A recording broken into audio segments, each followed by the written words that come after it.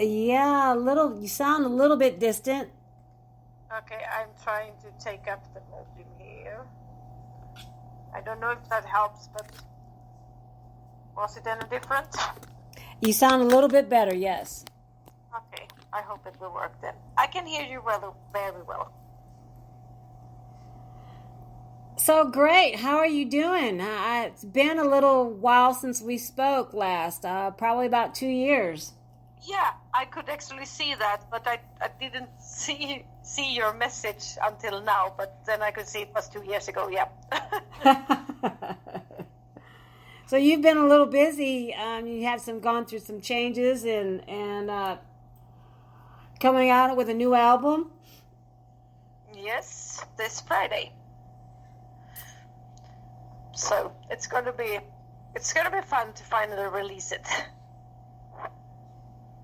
Now, the name of the album is Burning Sermons. It's kind of a different title, so tell me about it. Yeah, it's a little bit different, but at first, it was the bass player of the band who came up with a name, and at first we just kind of had a lot of different names, and we just thought it was kind of just that, like, a pretty cool name. But then I think it suited the album pretty well, because you can see it as not literally burning sermons, but kind of the subjects that I speak about in my lyrics. You can see it like, I can see it a little bit like I'm burning away what I don't want to be here anymore. A little bit like that.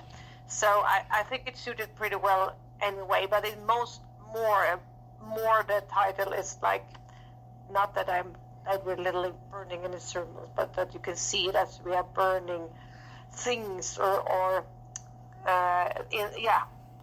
things or subjects in the world that I don't kind of agree with, and I just kind of burn them up and hope for change.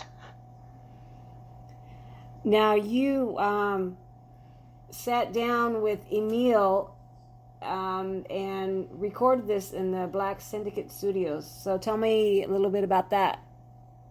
Yeah. Emil Nödtveidt from Deathstars, he produced the album, and he's really great to work with, and we kind of choose him as a producer because we wanted to find a little bit different sound to the album than the previous album.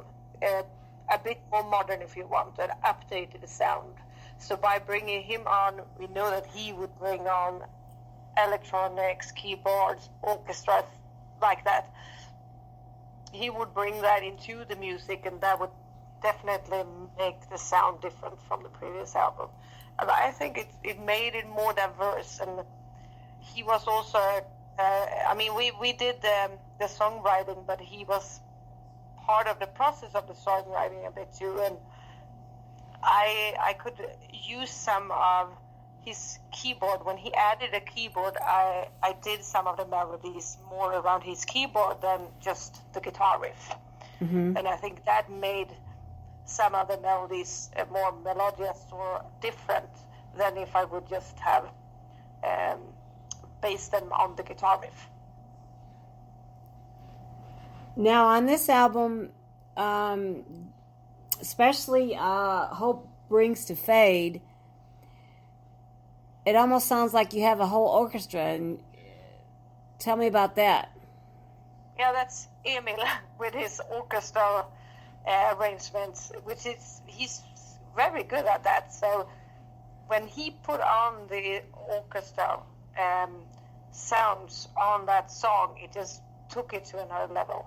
It made it much heavier and harder and like a smack in the face. So, but we didn't have that in mind until he put it there. And I think that was really, it suited. It was very cool and gave it quite another feel to it. And and otherwise it is a very heavy song. And also we have the guest vocal of Björn Strid from Soilwork on that song. So also great work. amazing singer, and really cool to have him on the album. Yeah, it's my favorite song off the album, by the way. Cool. Yep. It delivers. It's kind of like it's hard to explain. You have to experience it, so you have to listen to it. It delivers a punch, but yet it's got that orchestra feel to it. It's a great combination.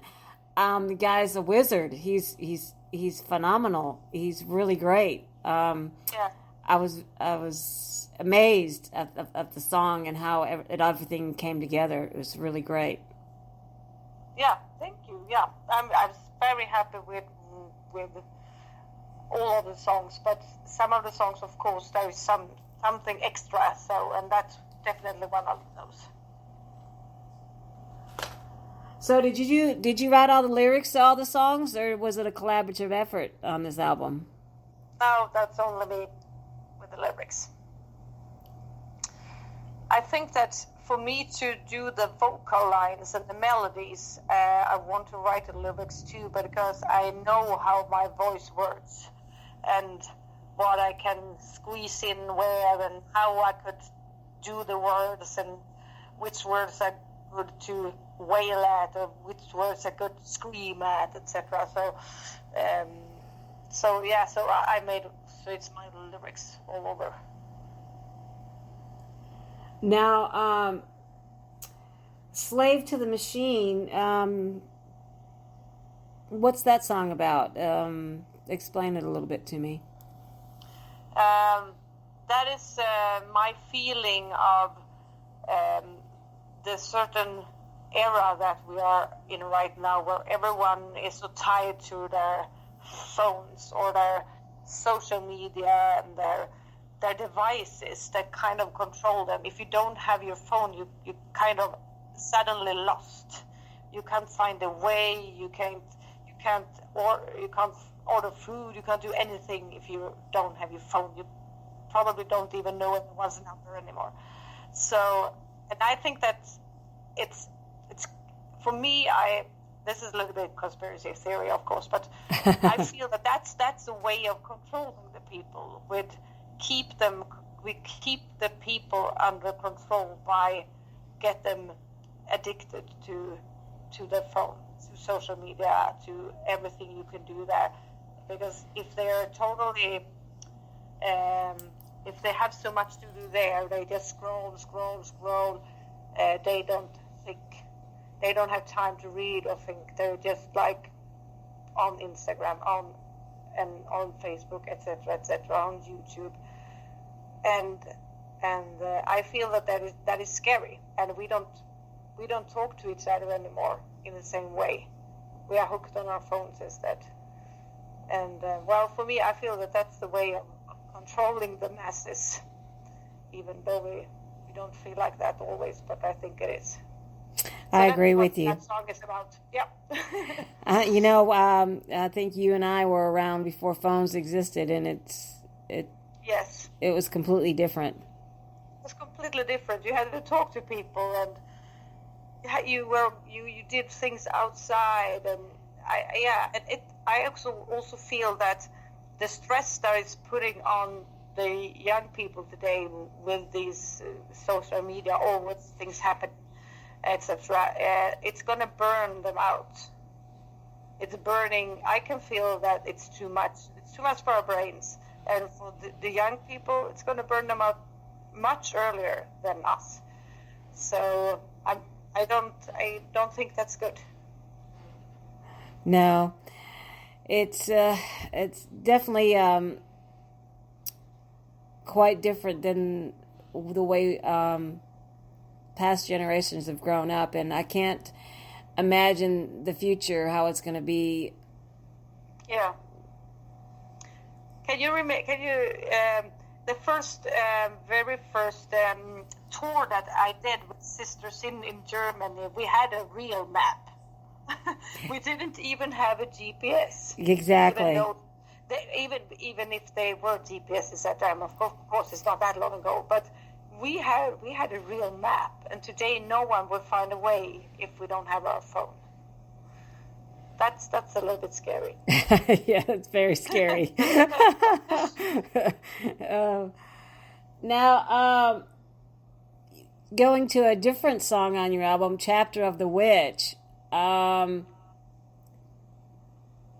What is that song about for you? That song, for me, represents the idea and the hope that we are entering into a new era that is more female, that more female power or female forces in the world is taking over, that the male power needs to step back and the female power needs to step up and take control to get the balance in the world that the world needs. So that is kind of a call to action, or like what I hope that will happen, that we are entering what I call then chapter of the witch, and it doesn't mean that we are witches, but it just means the female forces in the world, that we are entering into that, and that we as females, we need to stand behind each other and we need to back each other, and we need to claim our spot in the world. I agree. But I'm a female. Exactly. Good. I've actually seen a lot more, especially in the metal industry, where there's been a lot more female bands coming up that are making some pretty good stride, and it's pretty amazing. And one band in particular just interviewed earlier today, Frantic Amber, the female vocalist over there. I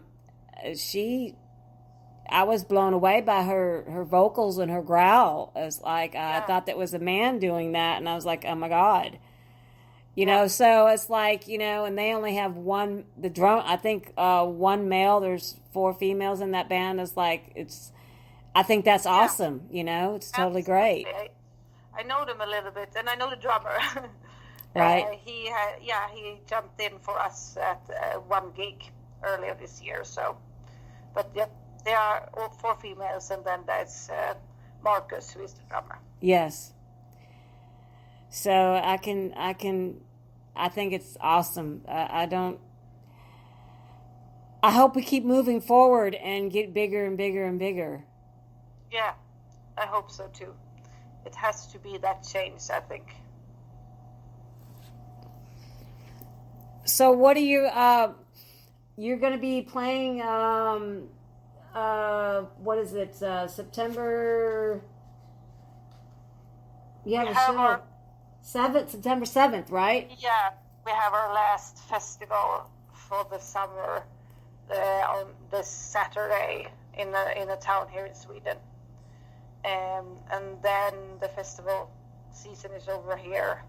And the summer festivals at least are kind of done. And we're going to Spain in October. And then I don't know much more, actually. We're working on getting out in Europe more, but at least we have Spain. But it's kind of hard to get out to play these days too, and unfortunately very hard to come over to the States. I know. It's so sad. It's so sad. It seems like Europe and Sweden, and you know, they have the best festivals, and it's like if you want to go anywhere to see anything fantastic like that, you have to go to Europe, and it's sad. It makes me sad. Yeah, it is, and I wish that also it was easier to come over and tour. It was a long time since I toured in the States, so I miss it. But yeah, it's too expensive, and yeah, unfortunately. So, what's the future for Liv Sin? What's going on?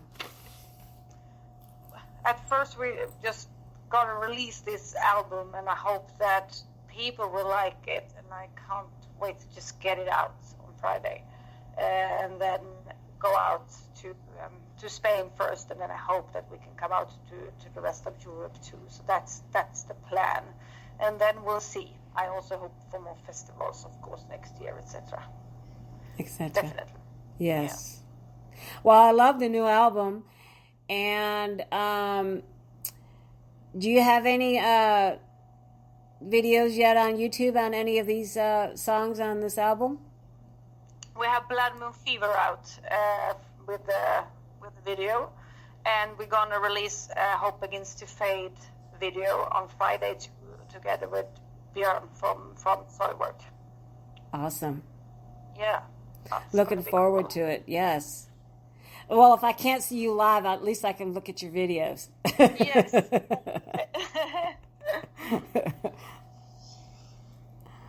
All right. So where can people get your new album? It should be out on all the major streaming sites. I think all of them, actually. And probably in stores too, because I know that we have distribution. So in stores too, but I'm not sure that I don't know if people are buying anything in stores anymore. So well, I do. I'd like to have the CD in my hand. I don't know. I guess I'm just old school. I like to look at the art, and I like to. Yeah. And I have exactly. So that's good. Yeah. I still have my vinyls. Do you? Yeah. But I think that's awesome. I like to put them on the wall. They look good on walls. So yeah, I keep them. So we have both CD and vinyl. Well, awesome. Yeah. Well, thanks for taking out a few minutes to sit down and talk to me about your new album, and I hope to see you soon. And I'll be looking forward to seeing your new videos and any new records or anything coming out after this. No, this is what we have right now. When we have to take a little bit of break before we start to work again. So hopefully we're gonna go out and tour on this record first. I can't even think about doing more songs right now. So yeah, but I hope that people will like it, and it's going to be out this Friday, so it's pretty soon. Sounds spectacular. I really enjoyed it. Yeah, thank you. Thank you. Have a great day. You too. Bye-bye. Bye-bye.